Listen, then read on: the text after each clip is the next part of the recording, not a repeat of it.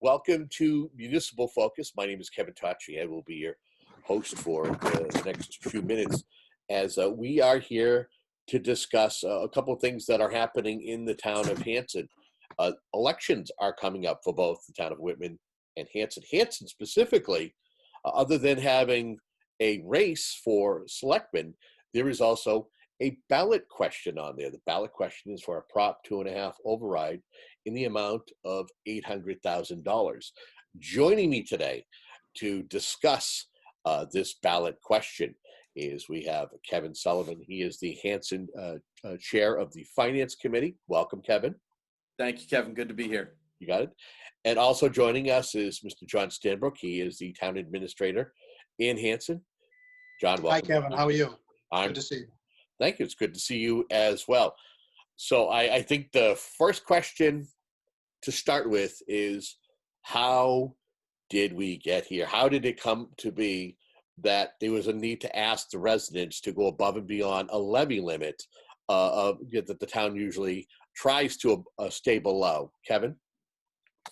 Sure. So, I think this is a topic that we could probably go into several hours of discussion on as to how we got here. The long and the short of it is the method by which the school budget is appropriated to the towns changed. It went to, through review of the regional agreement, it was brought to the attention that, there's a change.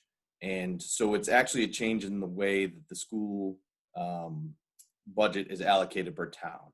This year, it happened to be that Hanson, the shift in the method caused a significant jump in our assessment. I think it was maybe a 35% jump over last year's budget. So the assessment from last year to the assessment of this year, it's usually not that significant.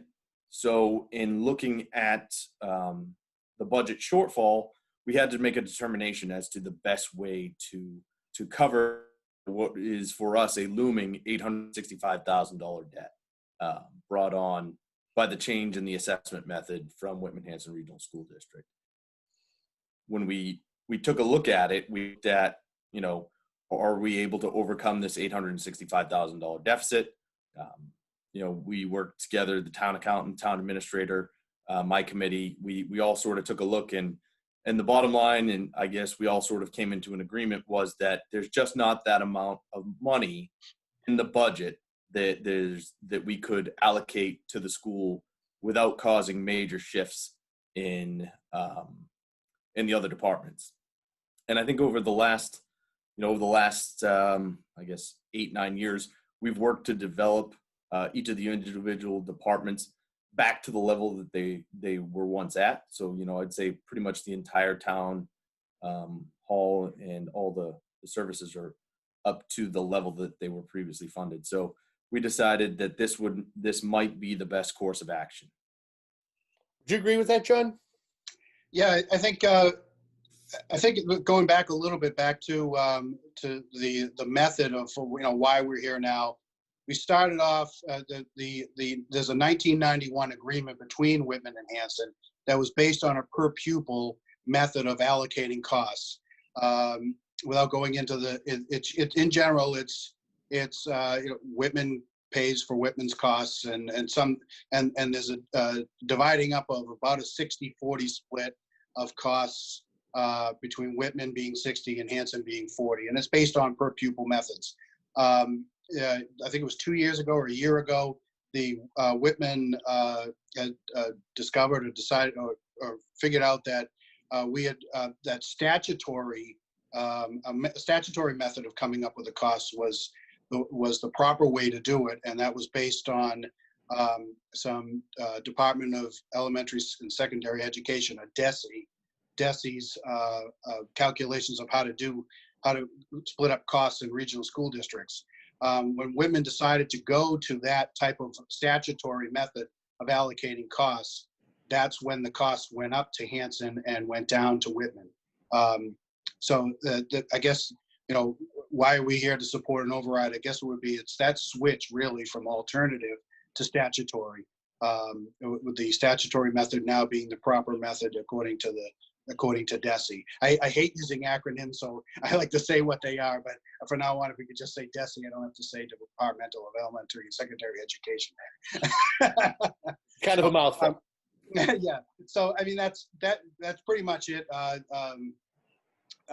Again, if we had used the alternative method this year, we would, I haven't talked to Kevin about that, but I would think that we were very close to coming to a balanced budget using the method we'd always used this year. It was the switch to statutory, which caused the deficit. So I'm going to stay with you for a moment, John, here. Why not fight this sudden change? Because this change is costing the town, well, we know $865,000. I know that the cost is much larger, but why not fight this assessed method? I mean, we could fight it. We could try to sue Whitman, I guess. We could try some other thing.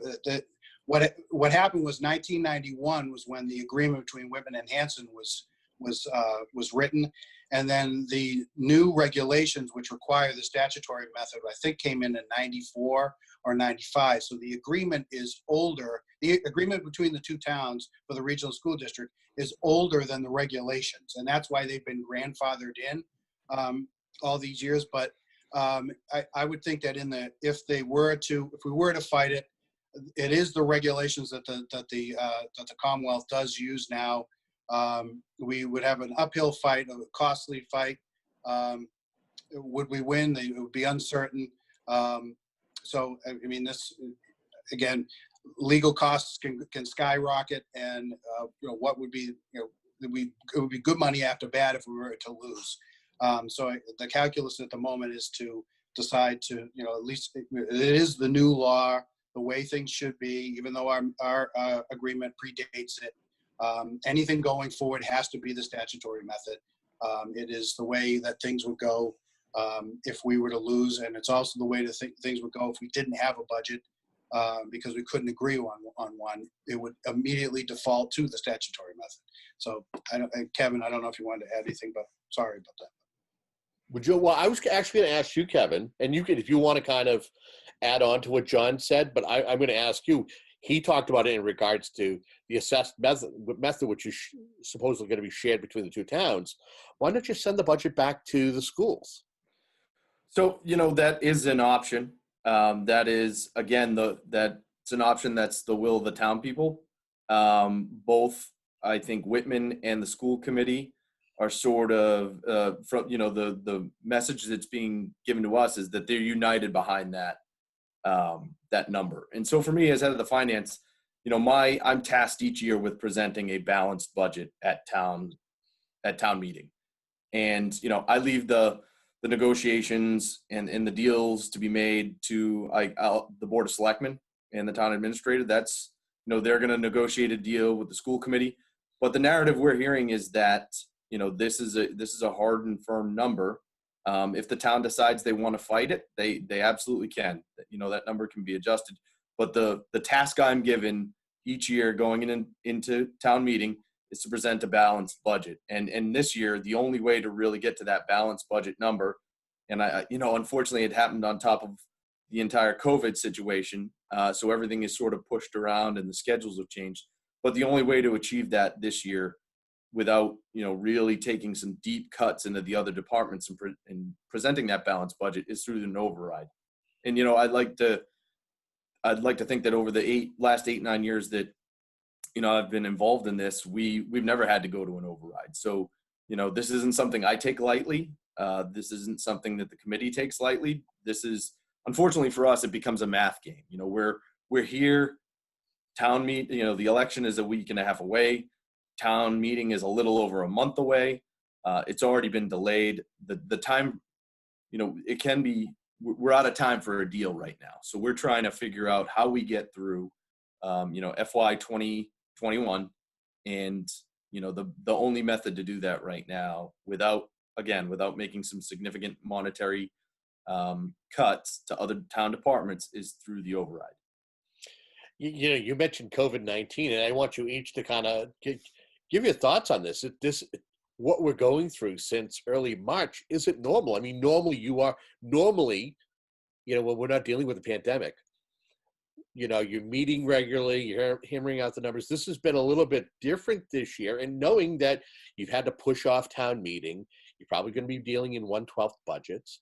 How much harder is it for you, John, and you, Kevin, to try to at least kind of narrow things down and then get solid numbers and say, okay, this is going to be good, or try to rework the numbers using other factors?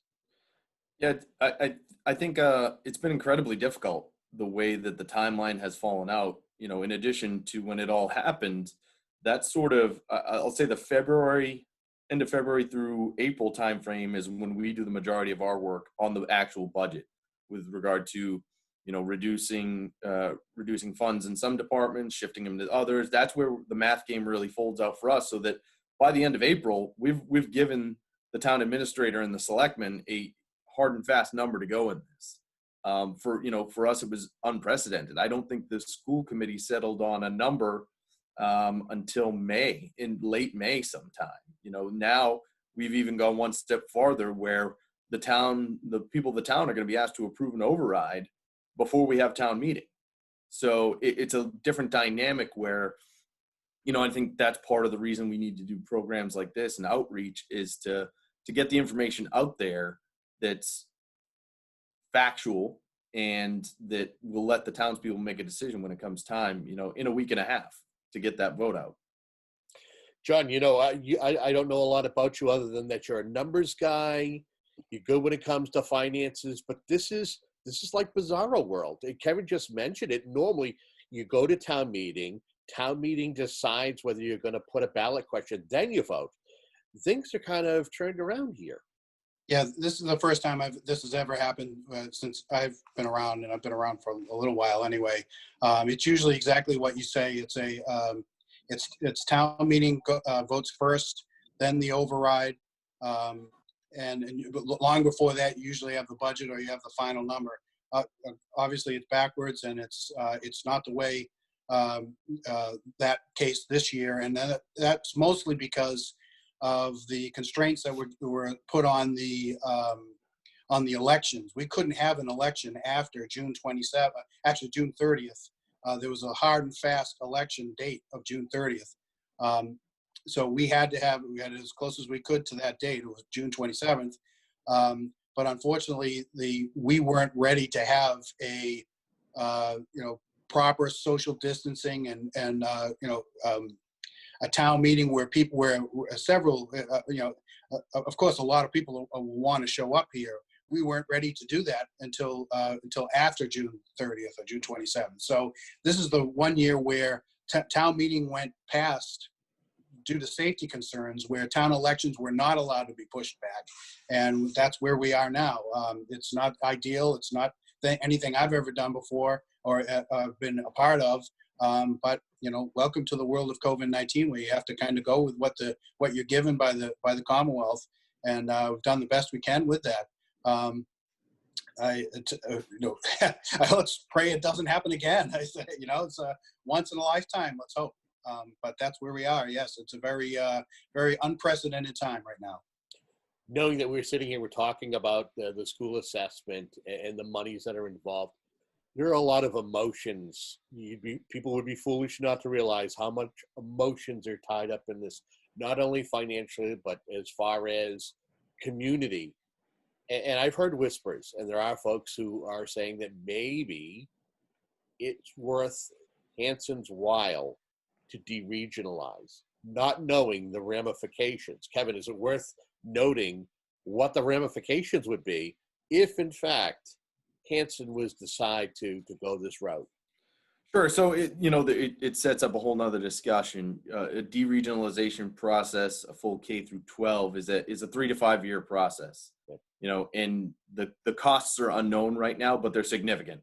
They're well over an $800,000 override. And then you got to look at going forward.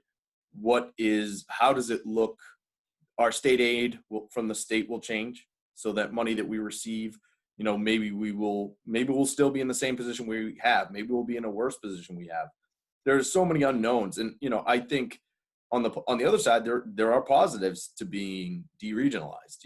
We can say that we have full control over what money is allocated to the school, within the state guidelines, but there's no partnership. We don't need anyone else to approve what we send or buy off on what we send.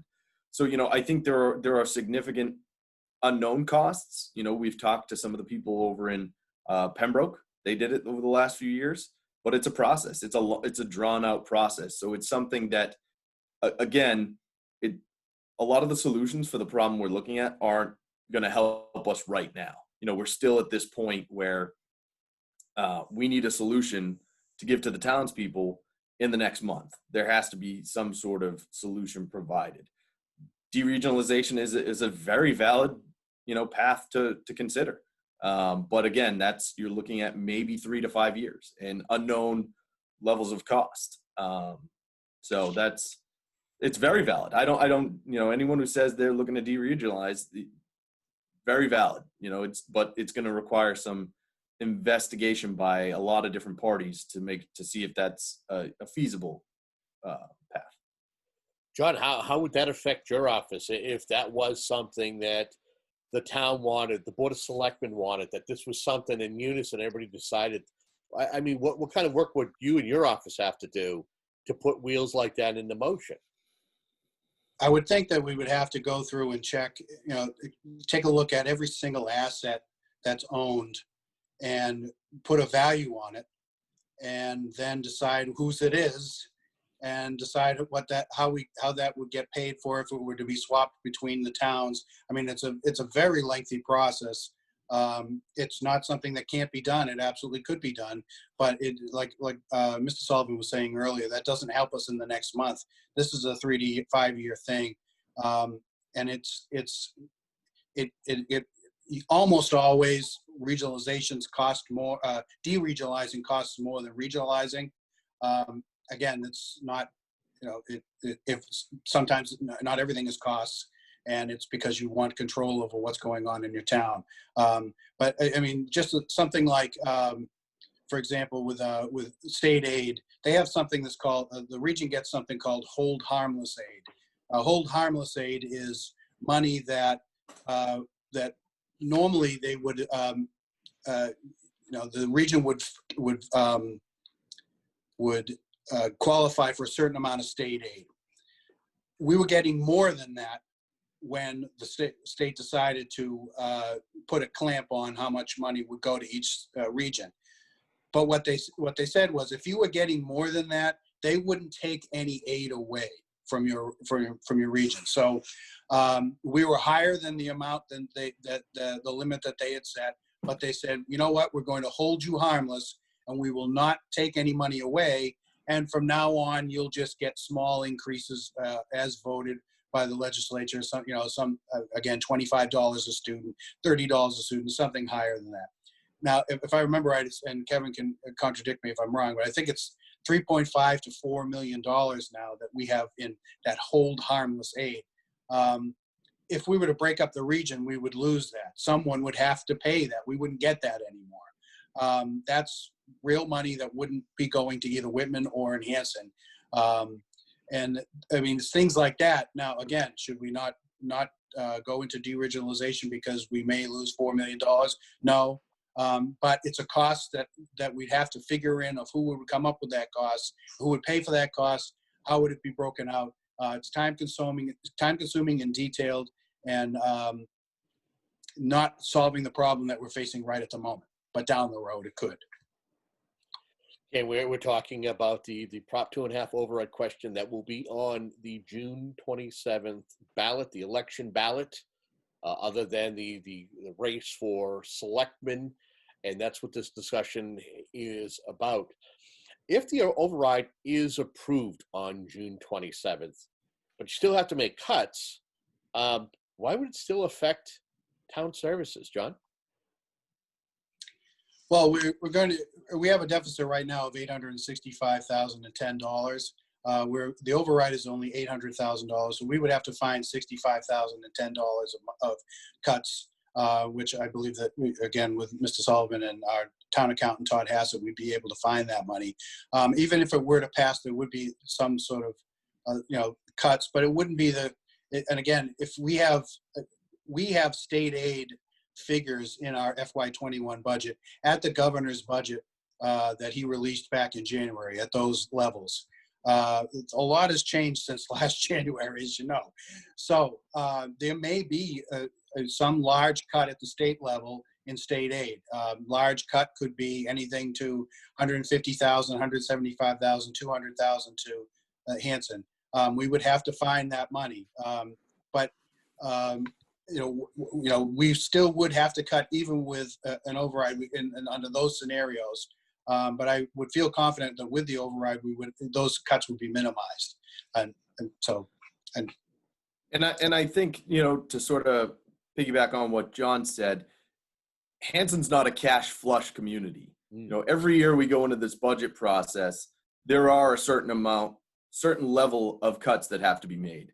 Now it varies year from year, but very rarely and are we in a cash heavy situation. Every year we look at having to make some cuts, and those cuts are usually spread around, but the cuts are small enough that you can make them up in different areas. You can make them up in a line like small reduction to a snow and ice line that can be made up later in the year, maybe at a special town meeting, or through different mechanisms later in the year, through line item transfers. This is a level, this $865,000 level is an unprecedented level. Since I've been on the finance committee since 2012, I don't think we've ever seen anywhere near $865,000 deficit that we've had to overcome. So it's, and it's just an unprecedented situation. I'm not a fan of governing by more government and overrides and all that, but in this scenario, there's a valid mechanism for using an override, and I think we've exhausted all the circumstances. If you look around at our neighboring towns, all the towns that neighbor us, we have the second lowest tax rate of all our neighboring towns. Hanson's a great place to live. We do a lot while at the same time keeping our taxes low. We find ourselves in an unprecedented scenario right now. So I think it's worth asking on the other side of this, if this ballot question is not successful, what are the ramifications for the town? What are you going to have to cut further? I'm sure you have a list going, we're going to lose this from this department, we're going to lose this from that department, Kevin. So, we haven't gotten down into that level. We're looking at different scenarios, but unfortunately the lion's share has to come out of the town budget. And when you look at the budget, the town itself does a great job year over year in minimizing expenses. So, every year when we look at the town general fund budget, each department has a line. It's salary and it's expenses. Expenses, we're usually flat year over year across the departments. That's office supplies, various other things. We're pretty flat. And then you look at the salary line, and that's, the town has been great about giving, raises, both negotiated contractually and non-contractual, so when you can't cut expenses anymore, when you've brought the expenses down, if we're level funding expenses year over year, it unfortunately could come down to personnel. And it has in the past. Hanson has had to, lay off employees of the town to make up, significant budget deficits. And I think that this override is that important. You don't like to see anyone have to lose their job over this across the board. These are serious ramifications, serious consequences for people and their families, if this doesn't work out. So, I think if you look at the override, we looked at it, we picked the most reasonable number possible. Obviously, this isn't a great time for anyone. There are a lot of people going through some financial hardships, but, we looked at it, and it's just under $200 per household per a $354,000 valuation of your home. So, you can work it out people can work it out to the day, to the month, to whatever. I understand $200 when you're living paycheck to paycheck is a lot, but it's a matter of where do we go from here, and what steps are we willing to take if this doesn't happen? Because ultimately, this $865 $1,000 deficit we're looking at right now is, I'll say, best case scenario. Okay. We just got a few minutes left here. Is there anything that we haven't mentioned or discussed in regards to the importance of this override and folks understanding the need for it when they go into the voting booth come Saturday, June 27th? John? Well, I'd like to let people, again, I'm not advocating for or against it. I'm coming on to give my, try to get the facts out and let people decide for themselves. If they can afford it and they support where it's going with the school department, I would urge them to vote for it. If they can't afford it or they don't think that it should go that way, then they should vote against it and be ready for substantial cuts. Again, with Kevin was talking about personnel, and I'd rather cut things than people. But 800,000 plus, you run out of things to cut, and inevitably people become on this chopping block. Hanson is a very lean town. There isn't any. There's not payroll packed in any department that I know of. So at some point, it is going to have to go there. And I'm hoping that we can minimize that as much as possible. But I would think that if you have the wherewithal and you support the position, then you should vote for the override. If you don't have the wherewithal, if you don't feel that it's properly done, and vote against it. I'm not trying to be equivocal about it. It's just it's really up to the person to make their choice themselves, the resident and the taxpayer. Kevin, in closing? Sure. And, I would just say that, everyone has the tendency to look at their situation in a vacuum. We have some pro school, some of the people who have younger kids, they're pro school. Some of the are more senior residents, their kids are gone, they're out of school, and they have a different focus. Maybe it's public safety, maybe it's roads, maybe it's transfer station, recreation. I would just remind everyone that this is a whole piece equation. Everything comes together here. So financial hits, while it's being caused by one source, it's going to affect the entire town. So maybe we think it's only going to be the schools, but it's, in this case, it's not. And I guess that's where I'm asking people to vote for the override, to look at the whole town, as a collective, and, looking long-term, going into the future, ensuring our financial stability. John, Kevin, thank you very much for joining me and discussing this particular issue. And I want to thank the folks who tuned into this. Again, the idea of this is to better inform you about this situation that's happening in the town of Hanson. And get out to the polls and make your voice be heard one way or the other. You have been watching Municipal Focus, and until next time, have a good day.